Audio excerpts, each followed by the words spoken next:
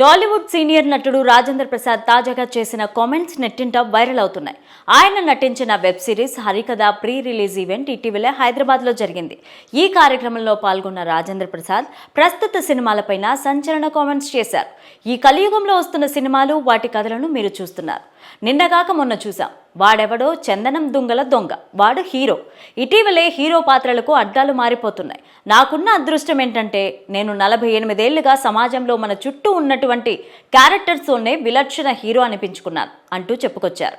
అయితే ఈ వ్యాఖ్యలు తీవ్ర దుమారం రేపుతున్నాయి. రాజేంద్ర ప్రసాద్ పుష్పను ఉద్దేశించే ఈ కామెంట్స్ చేశారంటూ నెటిజన్లు అభిప్రాయపడుతున్నారు. సినీ ఇండస్ట్రీలో ప్రస్తుతం ఎక్కడ చూసినా పుష్ప 2 సినిమా గురించే చర్చ జరుగుతోంది. అల్లు అర్జున్ నటించిన పుష్ప 2 సినిమా భారీ విజయాన్ని నమోదు చేసుకుంది. బాక్స్ ఆఫీస్ వద్ద రికార్డులు మోగిస్తోంది. ఇక థియేటర్లలో అల్లు అర్జున్ యాక్షన్ కు ప్రేక్షకులు పూనకాలతో ఊగిపోతున్నారు. ఈ క్రమంలో అల్లు అర్జున్ పైన పలువురు ప్రశంసలు కురిపిస్తున్నారు.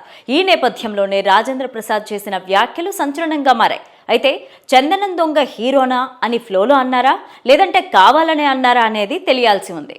ఇక హరికథ వెబ్ సిరీస్ ఈ నెల 13 నుంచి ప్రముఖ ఓటీటీ ప్లాట్ఫామ్ అయిన డిస్నీ హాట్స్టార్ లో స్ట్రీమింగ్ కానుంది. మ్యాగీ డైరెక్షన్ లో తెరకెక్కిన ఈ వెబ్ సిరీస్ లో రాజేంద్ర ప్రసాద్ తో పాటు హీరో శ్రీరామ్, పూజిత పొన్నాడ, దివి, అర్జున్ అంబటి, మౌనికా రెడ్డి తదితరులు నటించారు. ప్రముఖ నిర్మాణ సంస్థ పీపుల్స్ మీడియా ఫ్యాక్టరీ బ్యానర్ పైన టీజీ విశ్వప్రసాద్ నిర్మించారు.